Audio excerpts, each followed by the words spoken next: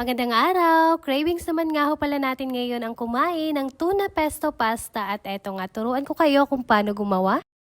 Parang kakatapos nga lamang ng handaan ay may panibagong cravings na naman. Ika ko nga lamang ho ay pagbibigyan ko nga lamang ang sarili ko. Ika ko na nga lamang ho ay matatapos na din naman nga ho ang taon ay di sa sunod na taon na din nga lamang ulit magdadiet. Gusto ko nga lamang naman nga hong subukang lutuin itong bagong recipe na napanood ko sa Facebook. Ika ko nga ho ay matitikman nga ni kung masarap baga. At isa pa nga ni ho kung kayo naghahanap ng pwede nyong lutuin ngayong darating na New Year aba naman ay subukan nyo nga lamang ho ito at talagang mura lamang at talagang mabilis lang maluto. Bale, ang ginawa ko diyan, nagisa muna nga ho pala ako ng sibuyas at bawang. At ayun, nung okay na, nilagay ko na din nga ho pala itong tuna na gagamitin ko. Eto nga, 2 lata ng Century. Pagkatapos nun, edi eto nga ho pala. At meron din akong gagamitin diyang sliced mushroom at eto nga royal yung tata. Medyo gisa-gisa ko lang ng kaunting minuto. Tapos eto, nilagay ko na din nga ho pala itong pinakang sauce na pesto pasta ng royal. Alam nyo ba kung bakit may mga gamit-gamit ako sa pagluluto ko din? Ay di ka naman nga ho kapag nag-vlog si ate, ay di ayun may tira. Kaya naman ngayon ay saktong-sakto nga sa lulutuin ko. Kauntian lang naman nga ho itong pagluluto ko ngayon. At kako nga ho ay mapagbigyan nga lamang ang sarili. At eto, nung okay na, nilagay ko na din nga ho pala yung pinakang cream nito. Para sa karagdagan, naglagay din nga ho pala ako diyan ng isang pirasong Nestle cream. At ayan, pagkalagay lahat-lahat, nilagyan ko lang ng pampalasang asin sa kakaunting paminta. Habang hinahalo ko nga ho pala yan, ay talaga naman nga hong bangong-bango ako sa amoy nung pinakang sauce na nilagay ko. Pero yun nga, dahil first time dito sa amin, ay parang nanibago nga yung mga kasamahan ko. Hinalo-halo ko na din nga lamang ho para matansya ko yung lasa kung okay na nga ba o kulang pa. At ayan nga ho, medyo papakuluan lang ng kaunting minuto pa. At ayan, sa ilang minutong paghihintay, hinango ko na din. Tapos eto nga ho, at ako'y magsasalang naman diyan ng tubig para nga ho magpakulo at ilulutuin ko naman nga ho pala yung pasta. Mabilis din lang naman itong maluto dahil nilakasan ko na din nga ho pala yung apoy. At ayan nga, maya-maya hahanguin ko na din dahil okay na yaan. Sinalang ko na lamang ulit at diretsong lagay ko na din nga ho pala dito nung pastang niluto ko. At ayan nga, maya-maya pwede na din talagang matimusan. Grabe, hindi ko nga ho pala akalaing madali at mabilis lang pala itong maluto. At ayan kako nga ho'y parang sa sunod na cravings ay maluluto na naman nga ito. Minsan talaga may mga gusto tayong pagkain gustong kainin kaso nga lang ay medyo namamahalan tayong kumain sa restaurant pero yun pala madali lang maluto kagaya nga nitong aking ginawa. O diba, tingin pa lamang ay talagang ang mahal na nito sa restaurant pero di mo nga akalain na kapag ikaw ang nagluto ay talagang makakamura ka na, makakatipid pa. Tsak marami pa ang magagawa mo at isa pa nga ho ay talagang marami din nga ni ang makakakain. Kalahating kilo din lang talaga itong niluto ko ngayon. Pero parang anong dami nga ho pala nito para sa amin. Siya, paano ba yan nga dito na nga lamang muna ho. At kung gusto nyo nga ho palang makatikim ng garni aba naman ay magluto na nga rin ho pala kayo.